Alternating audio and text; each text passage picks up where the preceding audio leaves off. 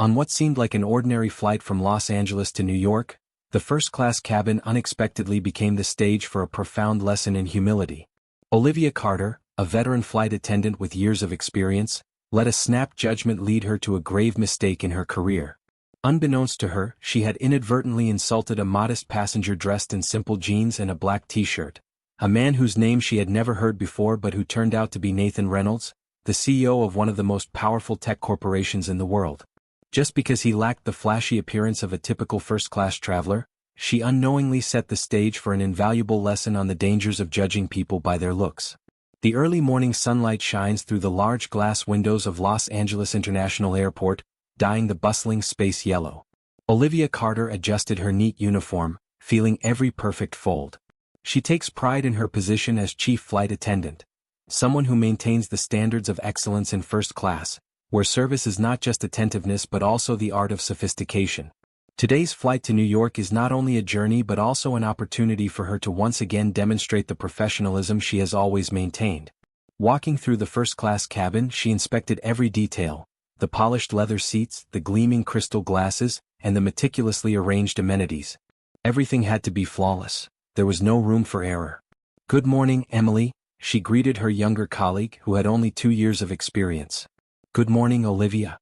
Everything is almost ready for boarding," Emily replied cheerfully as Olivia straightened a slightly misaligned magazine on the counter. "Remember, Emily," Olivia advised, her gaze sharp and focused. "First class isn't just about excellent service. It's about maintaining an image.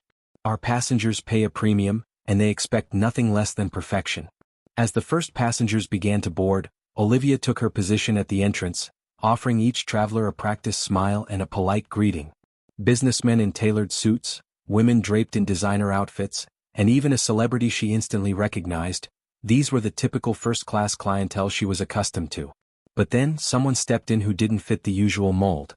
No designer suit, no luxury handbag, just a simple backpack and a casual outfit. He quietly made his way to seat 2A, one of the most desirable spots in the cabin. Olivia's brows furrowed slightly. Something felt off. Olivia Carter stood at the entrance of the first-class cabin, offering each traveler a polished smile. Businessmen in tailored suits, women draped in designer outfits, and even a celebrity she instantly recognized, these were the typical first-class passengers she had grown accustomed to. Each of them wore luxury items worth more than her monthly salary. But then a man stepped in, disrupting the familiar scene. No tailored suit, no luxury briefcase. Just a simple pair of jeans, a black t-shirt, and an ordinary laptop bag. No expensive watch, no high-end shoes, no designer luggage. He looked as though he had mistakenly wandered into the wrong cabin. The man quietly took his seat in 2A, one of the most coveted spots in first class. Olivia watched him with growing unease, her eyes tracking his every move as he placed his plain laptop bag beneath his seat. He lacked the air of self-importance she had come to associate with first-class travelers.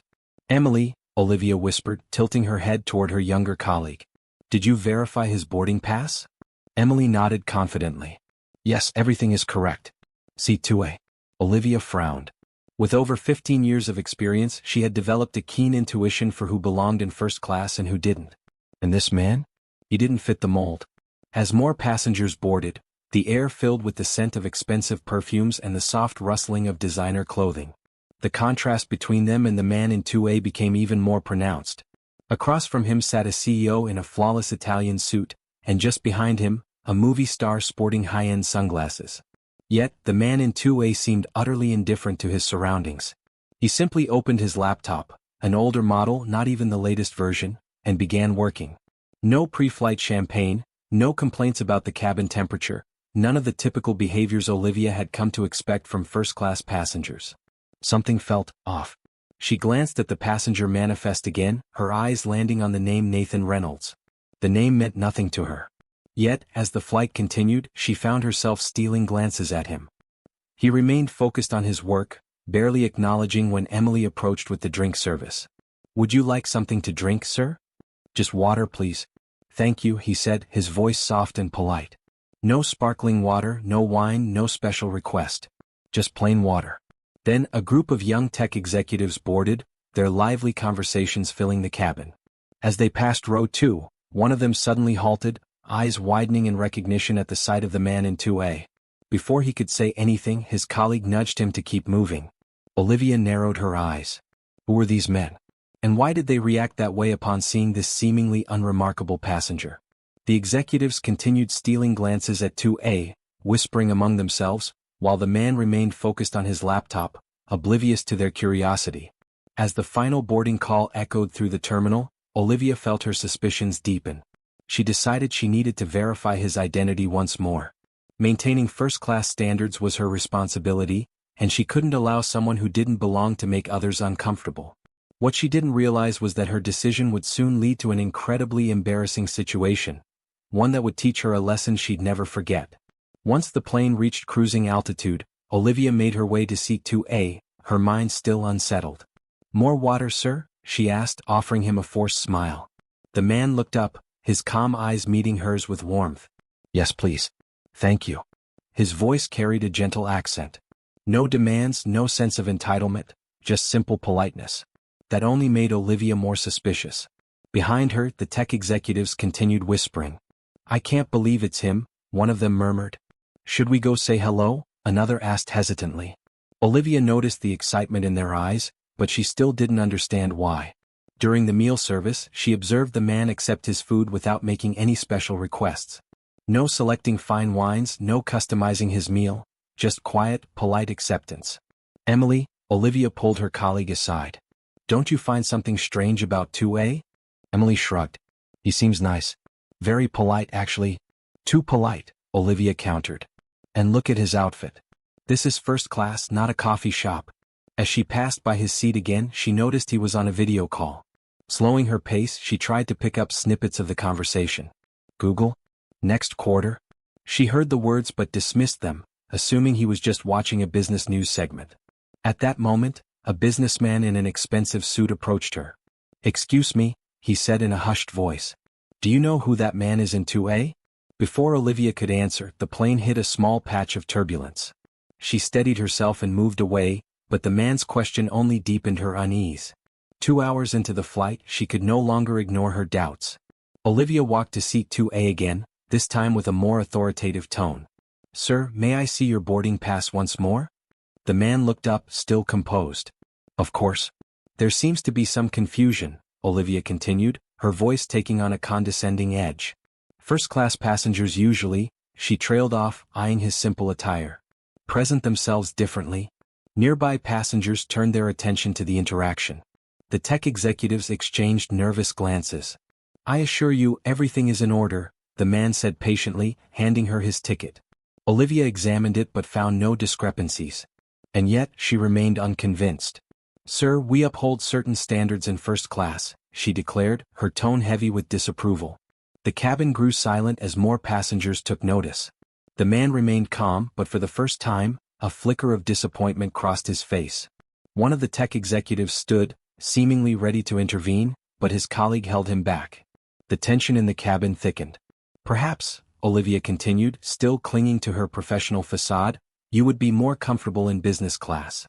We can arrange." A voice cut through her sentence. It was the businessman who had approached her earlier. He looked at her with concern and disbelief. Before he could speak, Olivia raised a hand. "Sir, I'm handling the situation," she said firmly. The quiet man in 2A slowly closed his laptop for the first time and turned to face Olivia fully. Despite her increasingly hostile demeanor, his expression remained calm and dignified. The tech executives were now whispering urgently among themselves. Other passengers had paused their activities to watch the unfolding scene. Even Emily, pushing the service cart, had slowed down to observe. Olivia stood her ground, convinced she was upholding first-class standards. What she didn't realize was that she was moments away from receiving the most humbling lesson of her career. The tension finally snapped when one of the tech executives could no longer contain himself. He shot to his feet, his voice filled with astonishment. "That's Nathan Reynolds, the CEO of Atlas Technologies." Olivia felt the blood drain from her face. Her fingers tightened around the boarding pass, trembling. "I'm so sorry for the way you've been treated," the young executive continued. "My team and I are actually attending a conference where you're the keynote speaker tomorrow." The cabin buzzed with murmurs as passengers who hadn't recognized him earlier began pulling out their phones, searching for confirmation. Across the aisle, the businessman who had tried to warn Olivia shook his head. Emily, the young flight attendant, dropped the napkin she was holding, whispering under her breath, "Oh my God." Her face turned red with second-hand embarrassment. Nathan Reynolds, however, remained composed. His dignified demeanor never wavered. He simply raised a hand, attempting to defuse the situation. "It's really not necessary," he began. But before he could finish, the flight captain hurried into the cabin, slightly out of breath. "Mr. Reynolds," he said, "I've just been informed of the situation. Please accept our deepest apologies." Olivia swallowed hard. She had just made the biggest mistake of her career. The captain's expression was stern. "Miss Carter, please step into the galley for a moment." Olivia felt her legs go weak as she followed him, her heart pounding. Even as she walked away, she could hear the murmurs of passengers discussing what had just happened. "I can't believe she treated Nathan Reynolds like that. He's worth billions and she thought he didn't belong here? Did you see? He didn't even get angry." Inside the galley, the captain turned to face her, his voice low but firm. "Do you realize what you've done?" Olivia swallowed hard. "That man revolutionized the tech industry," the captain continued. "He runs one of the most valuable companies in the world. And you suggested he move to business class." Olivia's voice barely rose above a whisper. "I didn't know." "That's exactly the problem," the captain said sharply. "You judged him based on nothing but his appearance.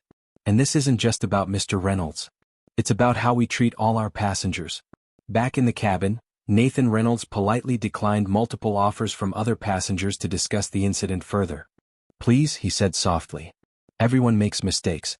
Let's not make this a bigger deal than it needs to be." A well-known actress sitting in the front row, however, was not so quick to move on. "But, Mr. Reynolds," she objected, "she humiliated you in front of everyone." Nathan shook his head gently. "No one is humiliated unless they choose to be. This can be a learning moment for all of us, about not judging books by their covers." When Olivia finally re-emerged from the galley, she could feel the weight of judgment in the cabin. But it wasn't directed at Nathan Reynolds, it was aimed squarely at her. Every set of eyes followed her as she walked back to her post. The confidence she had built over 15 years of service felt like it was slipping away with every step. Emily, trying to be supportive, leaned in and whispered, "It could have happened to anyone." But they both knew the truth. This hadn't happened by chance. It had happened because of Olivia's prejudice, her assumptions. Across the cabin, the young tech executives were now sharing stories about Nathan Reynolds, his humble leadership style, his impact on the industry, his well-known simplicity. "Did you know he grew up in a 2-room apartment?" one passenger whispered to another. "And now he runs a $1 trillion company," the other responded. "Yet he's still the same humble guy." Standing just beyond the curtain, Olivia caught a glimpse of Nathan as he quietly returned to his work, as if nothing had happened. His calm demeanor only deepened the weight of her mistake. The captain's words echoed in her mind. "Fix this, Olivia, and learn from it." But how could she? How could she possibly make amends after insulting one of the most influential and humble CEOs in the world? The answer, she realized, would have to come from the very man she had wronged. After spending nearly an hour hiding in the galley, Olivia knew what she had to do. Taking a deep breath, she stepped out and slowly approached seat 2A. The other passengers watched her every move, some with curiosity, others with disapproval. "Mr. Reynolds," she said softly, her voice barely above a whisper. "May I speak with you for a moment?" Nathan looked up from his laptop, his expression kind and patient. "Of course," he replied, closing his computer. His warmth only made Olivia feel worse. She struggled to find the right words. "I'm deeply sorry for my behavior. I was completely wrong to judge you based on your appearance." What happened next surprised everyone. Nathan didn't reprimand her. He didn't lecture her. Instead, he offered a gentle smile. "You know," he began, his voice warm, thoughtful, "when I was younger, I couldn't afford expensive clothes." He glanced down at his simple jeans and t-shirt. "Even now, as a CEO, I believe comfort and simplicity matter more than displaying wealth. And your reaction today, it's something I've encountered many times before." Tears welled up in Olivia's eyes. "That makes it even worse, sir." No, Nathan's voice was firm but kind. "It makes this a perfect learning opportunity." He gestured subtly toward the cabin. "Look around you, Olivia.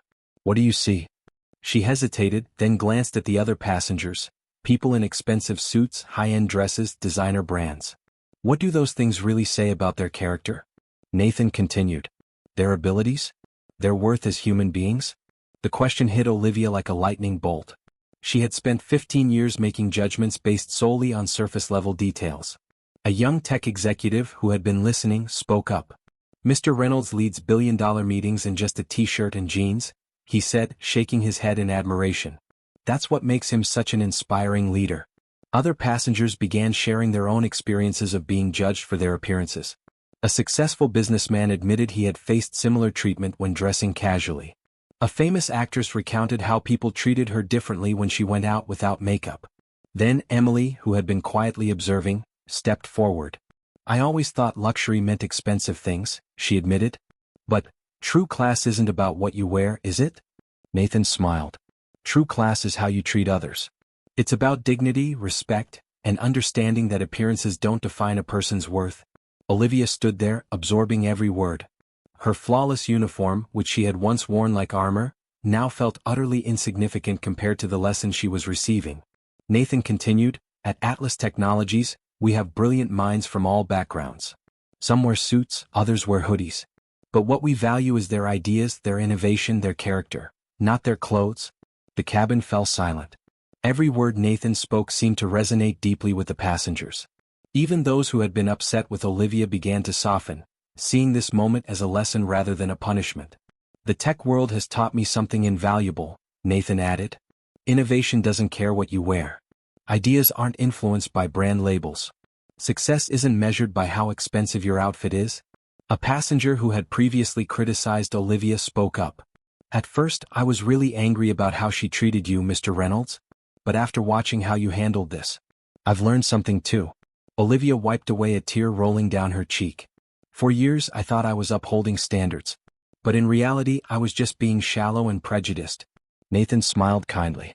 "Recognizing your mistake is the first step toward change." He gave her an encouraging look. "Use this experience not as a source of shame, but as an opportunity to grow." By now the rest of the flight crew had gathered nearby, listening intently. The captain, who had reprimanded Olivia earlier, nodded approvingly at how things were unfolding. Taking a deep breath, Olivia spoke with newfound determination. "From now on, I will remember that true first-class service isn't about judging appearances. It's about treating everyone with respect and dignity." Nathan smiled, reaching into his simple laptop bag and pulling out a book. "Here," he said, handing it to Olivia. "I wrote this about leadership and the lessons I've learned. Maybe it will help you see things differently." As Olivia held the book, she realized that this moment of humility and wisdom was far more valuable than any designer label in the world. Emily, standing nearby, summed up the entire situation perfectly. "Today, Mr. Reynolds didn't just teach us about not judging by appearances. He showed us what true leadership looks like." The tension and judgment that had once filled the cabin had now transformed into a classroom for one of life's most important lessons, taught by a man in simple jeans and a black t-shirt. As the plane began its descent into New York, the atmosphere in first class had completely shifted. What had started as an embarrassing incident had evolved into a powerful lesson that resonated with everyone on board. During the landing announcement, Olivia gently placed a glass of water on Nathan's tray table. Not because he had asked for it, but because she remembered that he preferred plain water. "Thank you for teaching me something I should have learned years ago," she said softly. Nathan looked up from his laptop, offering her a warm smile. Sometimes the best lessons come from our most uncomfortable moments. As passengers prepared to disembark, many stopped by Nathan's seat. The tech executives asked for quick selfies, which he agreed to with his characteristic humility. Others simply wanted to express their gratitude for how he had handled the situation with such grace. "Mr. Reynolds," the captain addressed him as he emerged from the cockpit, "it has been an honor having you on board. The way you handled this will be used as a training example for our crew." News of the incident spread rapidly. By the time the plane landed, social media was already buzzing with posts from passengers who had witnessed everything firsthand. "Just saw Nathan Reynolds turn discrimination into a masterclass in leadership. No anger, just wisdom. #respect. Watched the CEO of Atlas Technologies being judged for his simple attire in first class. But his response was pure class. Today I learned that true luxury isn't about what you wear, it's about how you treat others." Shortly after, the airline's corporate office reached out to both Nathan and Olivia. To Olivia's surprise, she wasn't punished. Instead, they invited her to help develop a new training program focused on eliminating bias and prejudice in customer service. 1 month later, Olivia stood before a group of new flight attendants, recounting her story. For 15 years I believed I understood what first-class service meant, she shared. But then I met a man in jeans and a t-shirt who taught me that true class has nothing to do with appearances. A video of her training session quickly went viral, amassing millions of views. Service industry workers worldwide began sharing similar experiences, pledging to change their approach toward customers. At Atlas Technologies headquarters, Nathan addressed the incident during a company meeting. "What makes you comfortable?" he asked his employees. "Your ideas. Your work. Your character. That's what truly matters, not your clothes." 6 months later, Olivia received an unexpected email. Google was hosting a conference on workplace diversity and wanted her to speak about her experience. Standing on stage before an audience dressed in everything from suits to hoodies, Olivia felt a profound sense of peace. "That day on the plane," she said in her speech, "I thought I was upholding standards. But I learned that the highest standard we can maintain is treating everyone with dignity and respect." As she finished speaking, Nathan stepped onto the stage beside her, still dressed in his signature simple attire. The audience rose to their feet in applause. Not for their titles. Not for their appearances. But for the powerful lesson their story had imparted. Back at the airline, significant changes had taken place. Olivia's old uniform still looked immaculate, but now she wore it differently. "It's no longer armor to separate myself from others," she said. "It's a reminder to serve everyone with equal respect." One day, Emily shared something surprising with her. "Since that flight, our passenger satisfaction scores have actually gone up. Turns out, people prefer being treated with respect rather than being judged by their appearance." The story became an integral part of airline training programs worldwide. Crew members learned that true luxury service wasn't about policing appearances, it was about treating everyone with dignity. And as for Nathan Reynolds?